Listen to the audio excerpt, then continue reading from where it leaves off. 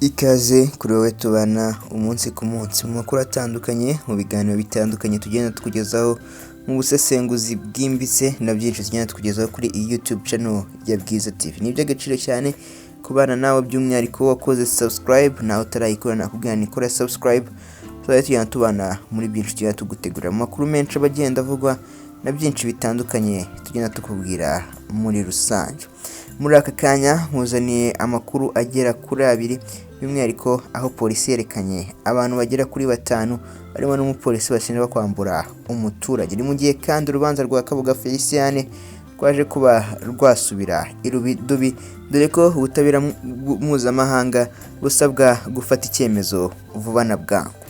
Polisi y'igihugu yerekanye abaturage 4 n'umupolisi umwe bakekwaho kuriganya umuturage bamwaka amafaranga, bavuga ko arabo mu nzego z'ubugenzacyaha, polisi n'umugenzuzi w'imari. Abo bantu ngo babwiye umuturage ko yakoresheje impapuro mpimbano, natabaha amafaranga baramufunga.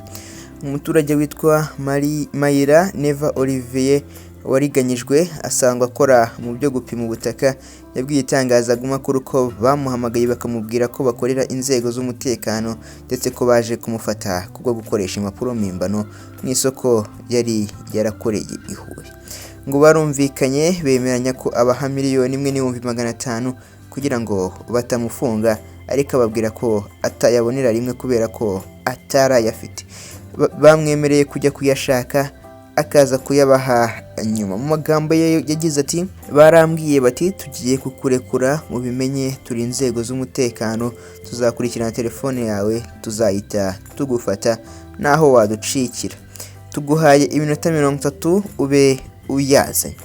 Umupolisi uvugwa muri iki kirego we yatangaje ko yifashishijwe na mugenzi we wahoze ari mu gipolisi, amubwiye ko ari umuntu bagiye gufata abakoze ibyaha. Ahageze asanga ari mu ruriganya. Umupolisi yagize ati, ndi hano kubera itsinda nafashije ngo mu mutego, nazi ibyo barimo, njya kubafasha bafite umuntu bashaka. Ngezeyo nsanga bari mu nzira itariyo, mpita ngenda, gusa naje kumenya ko nari nagiye mu nzira itariyo, ari nayo mpamvu mumbona hano.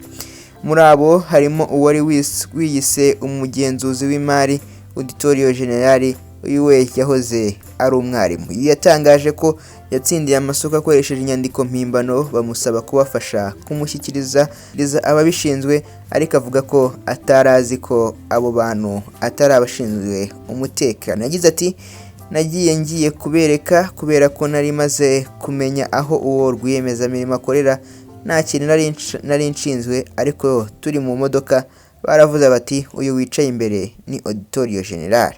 Umuvugizi wa polisi CP John Bosco Kabera yavuze ko umuntu wambaye impuzankano ya polisi akora ibyaha cyangwa agashukwa nta mwanya afite muri polisi y'u Rwanda.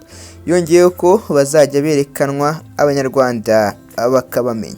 Aboneraho kwibutsa abantu ko kwiyitirira inzego za leta cyangwa izindi bihanwa n'amategeko, aho yagize ati, niyo mpamvu tugira ngo namwe mu byumve, ntabwo ibyo umupolisi wese akora bigayitse birimo ibyaha abikora mu izina rya polisi, ahubwo abikora ku giti cye. Yatangaje ko abafashwe bakekwaho ibyaha 5 ari byo uburiganya, kwiyitirira inzego, gushimuta no gufunga umuntu binyuranyije n'amategeko. Ngabo ibyaha bagenda baregwa, by'umwihariko aho n'umupolisi ari umwe mu bashinjwa iki cyaha, dore ko we anavuga ko ngatarabiza ahubwo yagiye gufasha.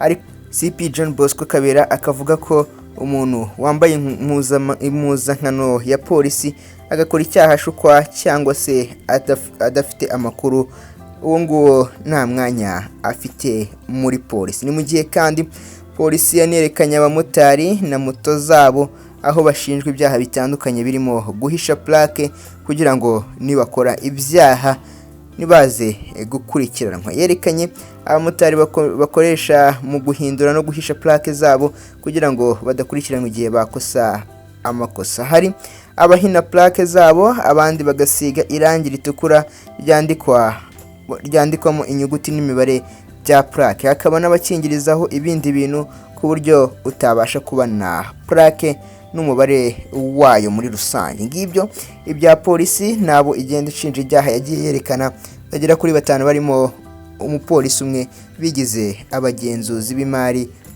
undi nawe akaza nk'umupolisi. Ni mu gihe yerekanye n'abamotari bagenda bakora amakosa bagenda bahisha plaque zabo.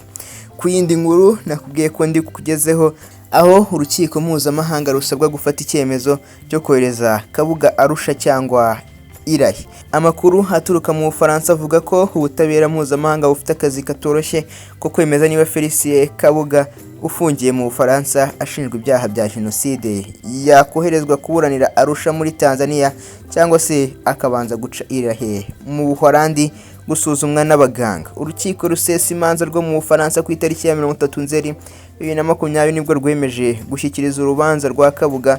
Urwego rwasigaranye inshingano zo kurangiza imanza z'urukiko mpuzamahanga mpanabyaha MTPI nyuma yo gutaga muri yombi muri Gicurasi amaze imyaka 25 ashakishwa n'ubutabera mpuzamahanga.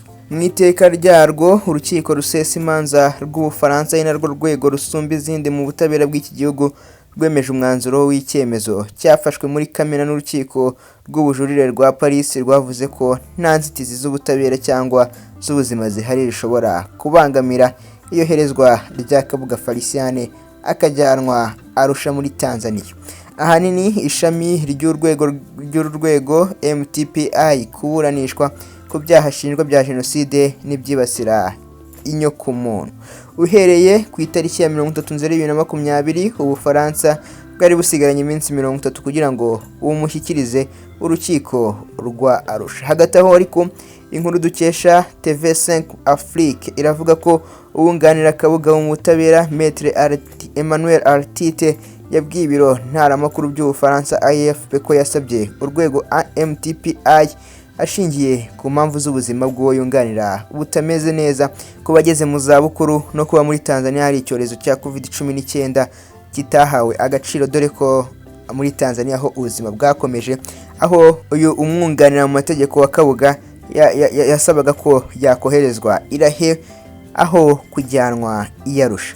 Umushinjacyaha wa MTPI Serge Blametse yashyigikiye icyo cyifuzo ariko bitari ibya burundu mu cyemezo cyo ku itariki ya 6 Ukwakira 2020 ubwo yaganiraga na AFP akavuga ko Kabuga yagombaga mbere na mbere koherezwa Irahe kugira ngo abanze asuzumwe n'umuganga utari uwa leta. Impamvu yabyo nk'uko umushinjacyaha Blametse yabisobanuye ngo ni ukugira ngo babanze barebe niba uko ubuzima bwe buhagaze bitamugora koherezwa no gufungirwa muri Tanzania. Kugeza ubu ariko igitegerejwe n'icyemezo cya burundu kigomba gufatwa n'umucamanza wa MTPI kuri iki cyifuzo ku itariki itaramenyekana, ari naho bagenda bamukubita pressure yo kuba yafata iki cyemezo Kabuga Felicien akaba yaburanishwa. Felicien Kabuga w'imyaka 87 nk'uko ibyangombwa afite bigaragaza yatawe muri yombi ku itariki ya 16 Gicurasi 2020 mu gace kitwa Seyenne i Paris mu Bifaransa. Arashinjwa kugira uruhare mu gutera inkunga y'ibikoresho n'amafaranga byakoreshejwe mu gushyira mu bikorwa jenoside yakorewe abatutsi no kurema umutwe w'abicanyi biyise intera hamwe bagize uruhare nyamukuru muri jenoside yakorewe abatutsi mu 1994 mu Rwanda. Uyu mugabo Kabuga Felicien ibyaha byose ashinjwa n'ubutabera mpuzamahanga ni 7 ariko byose we akaba agenda abihakana. Ngibyo ibya Kabuga Felicien bikomeze kuzamo urudubi ndetse n'ibyo abantu 5 barimo umupolisi barimo barashinjwa ibyaha bitandukanye birimo forode ndetse no kubeshya umuturage. N'abamotari bagiye bashinjwa kuba bahindura amaplaque yabo bakagenda bahisha amaplaque yabo polisi mu gihe baba bakoze ibyaha. N'amakuru menshi mbagenda nkugezaho n'iby'agaciro kugenda ubana nawe, ushobora no kuduha igitekerezo aho ngaho muri commentaire tukagenda tubana umunsi ku munsi mu makuru atandukanye tugenda atukugezaho. Ni iby'agaciro cyane by'umwihariko kuri wakoze subscribe nawe utarayikora ukibona iyi video bwa mbere, nakubwira ikora subscribe tuzajya tubana muri byinshi bitandukanye mu makuru abagenda avugwa na byinshi tugenda tugutegurira byiza muri rusange. Kamashimire uwo twabanye kuvaho nahereye kugeza aho nsoreje, ni iby'agaciro kubana nawe. Mukomeze mugubwe neza, mubane natwe umunsi mwiza.